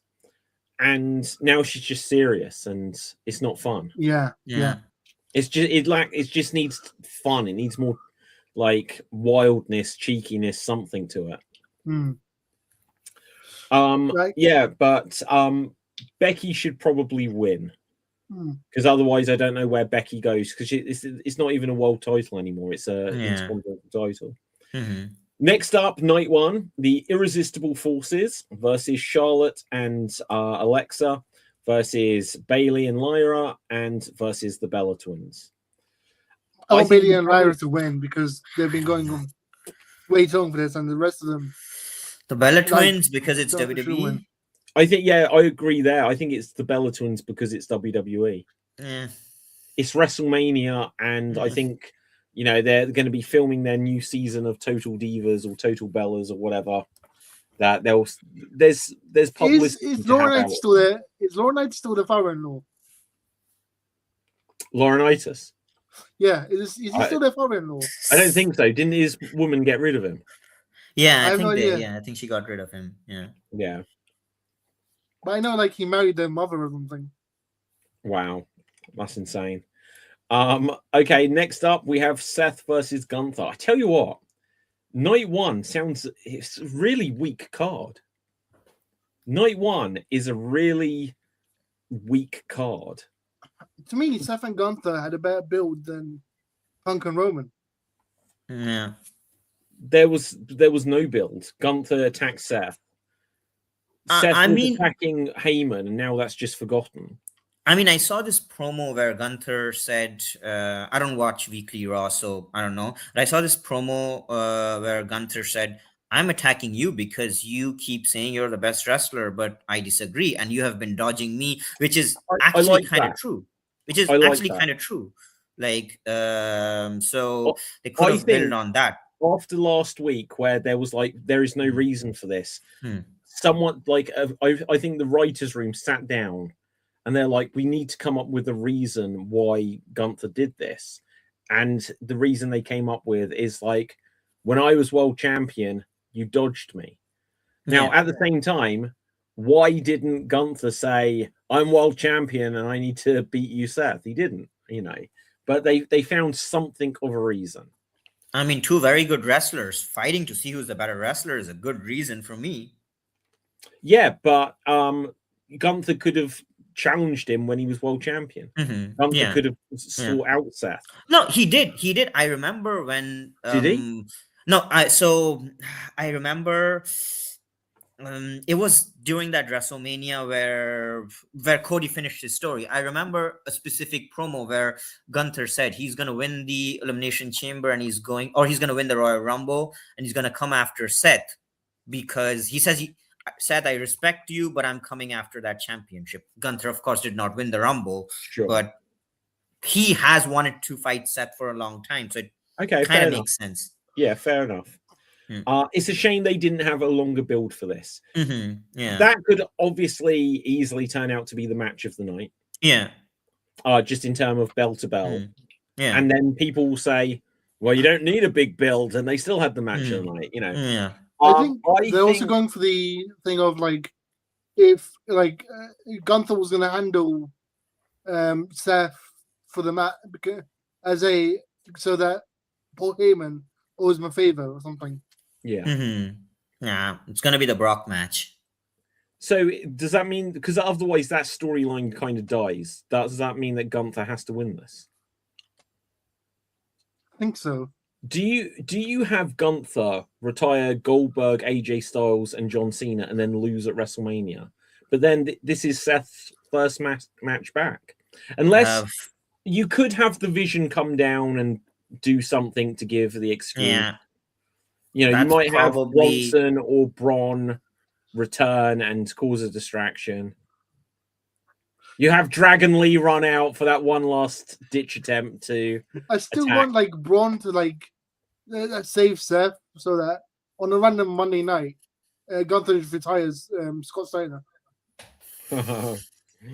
I think well, two things. One, Seth at this point in his career he's sort of the guy they depend on when you need him to lose. He lost to Cody 3 times in a row. So I think one, Seth can lose clean. Two, you can always have Braun Breaker interfere, spear Seth so that they start that feud, they resume that feud, and then Yeah, Gunther I think they wins. should. Yeah. Gunther should win. Gunther, they should do something so that Seth has a little bit of an excuse, and then he can go back to the Vision. Gunther, go on. Gunther should not lose till he retires Lesnar, and until he should lose when he finally puts someone over. So all of this retiring Cena, Goldberg, it should lead to someone, maybe Obafemi. Maybe that's your big main event a few years from now, Obafemi versus Gunther, where Obafemi is the one to beat Gunther. Or I don't know. The thing that's unfortunate, obviously, with Gunther being such a long-reigning NXT UK champion, WWE UK champion, and then such a long-reigning Intercontinental champion, the fact that he's a two-time world champion and neither reign was particularly lengthy, it was almost impossible to do because Roman had just had such a long reign. Yeah. So they couldn't put it on him forever. But they kind of do need to keep Gunther away from the world title. Yeah, I agree. Or, look, because I get the idea of that Gunther shouldn't perhaps lose until he does. But they could, the way they could break that pattern is Gunther could end up retiring Rey Mysterio. I hope not, though. That should go to Dom. Gunther could go after someone else to retire them or something. But it could be that that person doesn't want to retire, like AJ Styles didn't want to retire, and then it could be that someone interferes and keeps that person's career alive, and then Gunther feuds with them for a while. Gunther could then get a world title shot, where again, if someone goes after Gunther, it could be I wouldn't have lost, and so now I'm doing this. Because again, you know, with 3 retirements within a year. It's like, well, are you just going to keep lining up people for him to retire indefinitely? You kind of need to move him off of that, but then he can circle back round to it. But go on, Dev. You know who's the perfect person for like after Brock? Matt Cardona. Sorry, who? Randy Orton. No, Orton shouldn't retire unless he really wants to. And Orton, look, legend killer, career killer. Yeah, it has that to it. I mean, they are going to do that at some point. They are going to do that. I mean, Ray's never going to retire because he's got Stem Cell booked it every week. Yeah. Okay, so coming on to Orton, if they don't give Orton the world title here, then Orton is never going to get close to that John Cena, Ric Flair type of record. They need to give Orton this win. Orton has lost almost all of the pay-per-views since he came back at that Survivor Series. Like, I think the first one he won was against Joe Hendry, like last year. He won the Edge one. They did like the greatest WrestleMania match. Oh no, but that was before. That's years ago, because Orton won a world title that year, right? Yeah. But when he came back at the same Survivor Series where Punk returned, Orton just has lost. Like, he was the first one against John Cena after Cena won the world title last year, and he should have been one of the last. But Orton just lost then. He's floated about. Now they've put him into a WrestleMania main event again. It seems it's weird to say this about someone like Randy Orton, but because they've booked him to have so many losses, him suddenly being a credible WrestleMania main eventer here feels like, unless he wins it, it was just like, well, they just fed Cody Rhodes Randy Orton, who's been on a downward spiral. So for this reason, to re-legitimize him, and then also, Orton will be a 15-time world champion, but he can't break Cena's record or even Ric Flair's record until he loses it again. Yeah. So you need to have him, you could have Randy Orton win it. I wouldn't have him lose it on Raw or on SmackDown, whatever. I wouldn't have him lose it the next night. But you shouldn't make it a super long run just because you want him to have it, something to happen, he loses it, and he's like, and now I'm going for 16. You know what? Crazy idea. Story. I want him to win it at WrestleMania, and on Monday lose it to Joe Hendry. Yeah. And then on Friday, win it from Joe Hendry. Yeah. And suddenly, then he's a 16-time world champion. Yeah. Because then, like, Hendry gets his win back from WrestleMania. Yeah. But, again, because it's WWE, I like the idea, Dev, but because it's WWE, this is what I think is going to happen. The first part, I'm actually kind of convinced. I said it in the chat. I think Jelly Roll's going to turn on Cody, and Jelly Roll's going to cost Cody the title, and Orton's going to win. And then... Oh, my God. Then, why is that think even a possibility for WrestleMania? Jelly Roll's going to turn on Cody. In the WWE Championship main event. And then, wait, so get this. Orton's like, I want to break Cena's record. So next night on Raw, Orton has Pat McAfee versus Randy Orton for the WWE title. He lies down. Pat McAfee pins him. New champion. Rematch. That is the finger poke of Orton doom. Pins him. That is a finger poke of doom level mistake. And then that Jelly Roll. WCW. And then they do it with Jelly Roll. And then what happens on Friday? Gunther challenges Orton for the title, but then he gets shocked in the back by Pat McAfee with a stun gun. Yeah, exactly. With a taser. I can. The worst part is, if this happens, I would not put it past them. Surely they wouldn't. Look, for 25, 30 years, Goldberg's streak is defeated by Kevin Nash, who then lays down for Hulk Hogan after a finger poke. Right? WWE surely wouldn't do that. They put the tag team titles on a 7-year-old kid at WrestleMania. Yeah, but that was Vince. No, this guy's worse than Vince. Jelly Roll and Pat McAfee are involved in the main event of WrestleMania. Yeah. I wouldn't put it past them. Okay, so I'm saying Orton's going to win. Any other bids on that? Cody paid off Logan Paul and Nitro Speed to help him against Jelly Roll and Pat McAfee, because Jelly Roll is going to turn on Orton. Yeah. On Cody. I hope so. Right, night 2. Let's rattle through just because time's getting on a little bit. Oba versus Brock, confirmed to be the opening match. Brock wants to go home. Brock wants to go home. Brock wants to go. Yeah. Hart you can make Oba fair me by having him win this. him being in the match with Brock still Yeah. puts him very much up there. But I think this is Brock's match that he can lose here. Yeah. Heart says Oba, mind says Brock because it's WWE. Oh, Oba I think wins Oba's or going to win. J Roll interferes. One of the two. Yeah.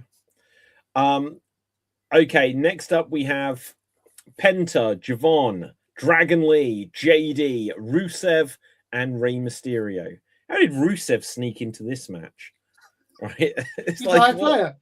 Yeah, He's been exactly. through He's a high flyer. 6-pack ladder match. Well, I guess he can throw people about. Yeah. I've got a feeling someone unexpected is going to win this. Like it feels like they don't want Penta to lose, but I've got a for a feeling. title. What is it for? Sorry, What is it for again? Like, the Intercontinental Championship. oh, yeah, Penta retains. Way wins. Yeah, It Penta feels a bit retains. too obvious for Penta to retain, though. I've got a slight. When Zack Ryder won a Intercontinental title, at Mania. Did you hear a meme about that? Did you hear about that meme? No. Some guy that year bet that he wouldn't win, and that would shave his hair off, right? Oh yeah, I did hear that actually. And his hair never grew back. And Zack Ryder blocked him on Twitter. Well, good for him. Yeah. Right. Okay. Yeah. I don't know. I've got a feeling if I'm going to give it to anyone, like Rey Mysterio's in the match, I don't think there's any point Mysterio winning. Javon could win. I don't see Dragon Lee winning. JD isn't winning. Rusev ain't winning.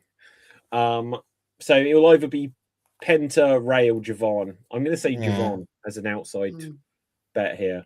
Penta for me. It's a bit too obvious, though, right? That's the only thing for me. But yeah, maybe it's, they finally, though, they've wanted a new Rey Mysterio for 15 years. Yeah. Penta is actually living up to the hype. Mm-hmm. Have you guys seen the Penta tax filing advert?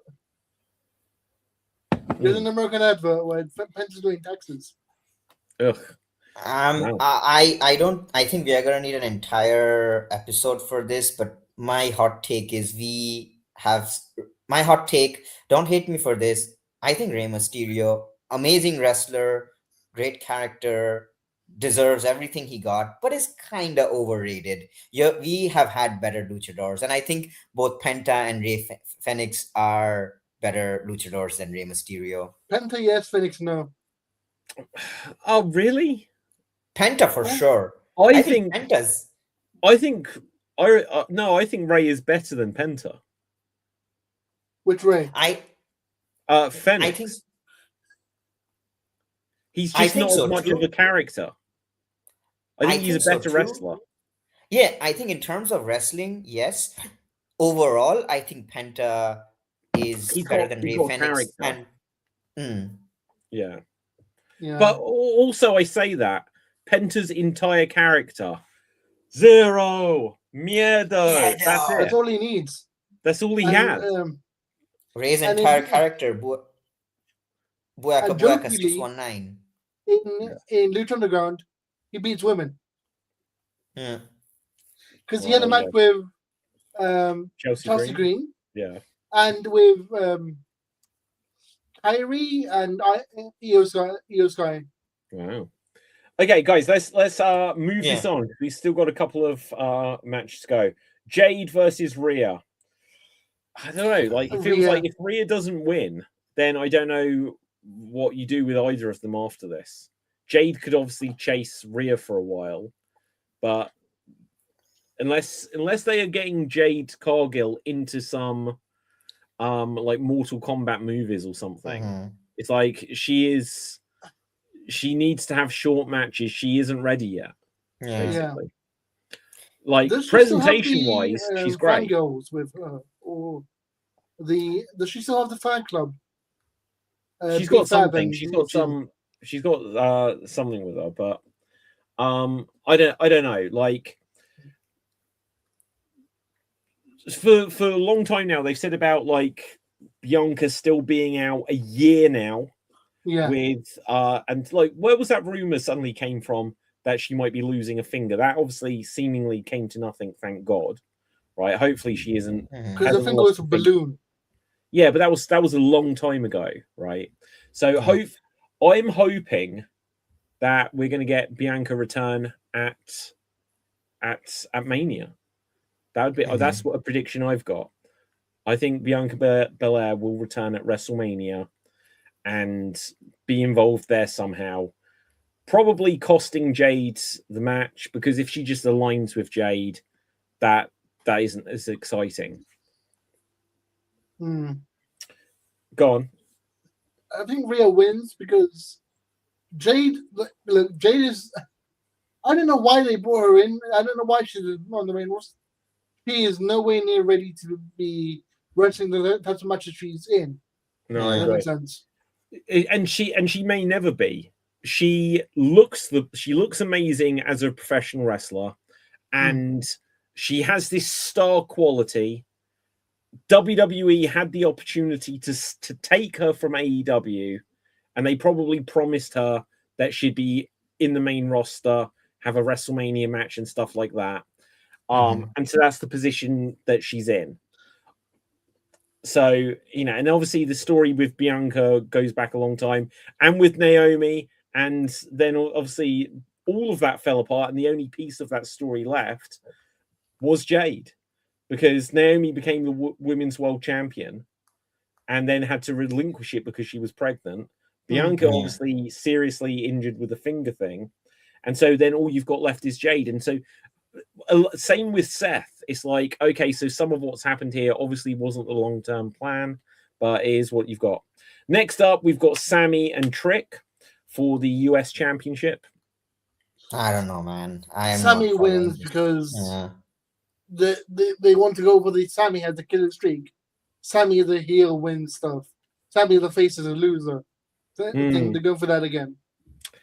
I hope Trick wins because I'm kind of so burned out on Sami Zayn that I kind of want to miss him for a while before. When is the next Saudi thing?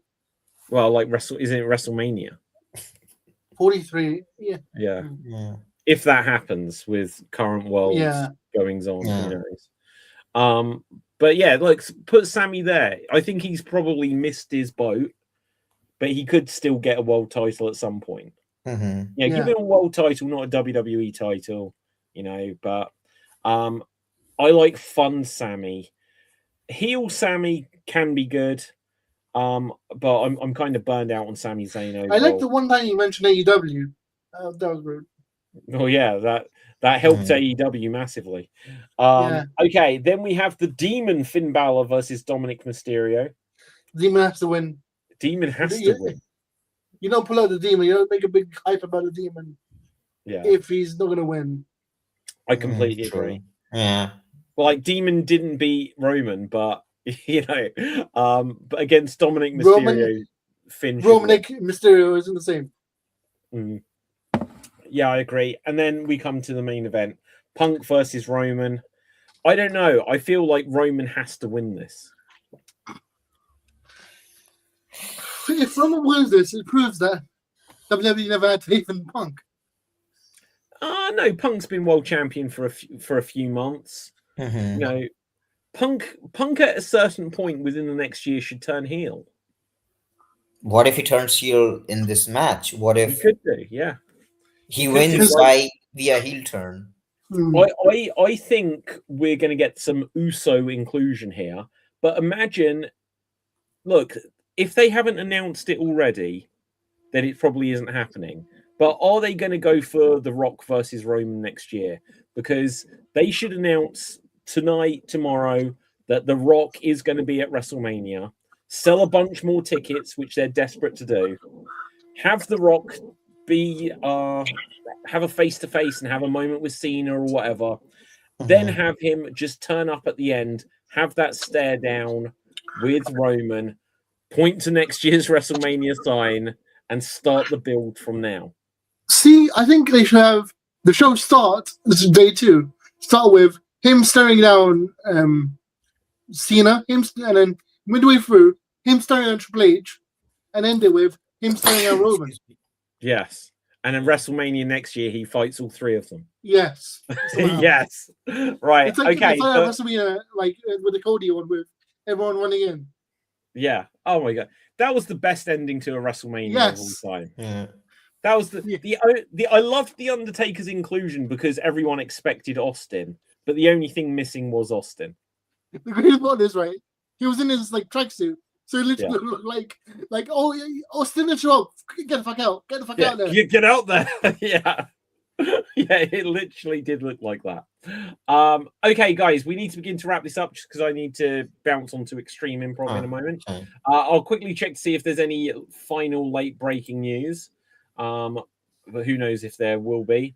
But let's find out where we can find everyone. So, Dev, where can people find you? You can find me in hospital next week because I haven't slept for 9 days. I would not have slept for 9 days. Oh, that Because doesn't I've been sound watching good. wrestling the entire time. Okay, because you've been The entire watching time. wrestling. Okay. TJ. TJ_ROYX on Instagram. Otherwise, here next week. Okay, fantastic. My name is David Psansky. Find me at Facebook, Instagram, X, etc. at David Psansky. And for Slam Jam, check out Slam Jam Show or Slam Jam Wrestling.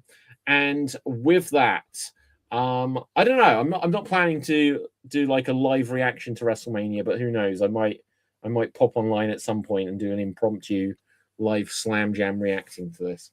So with that, until next time, stay safe. Always stay extremes. Keep slamming and jamming, you Slam Jam bronies, and boom, we're off the air.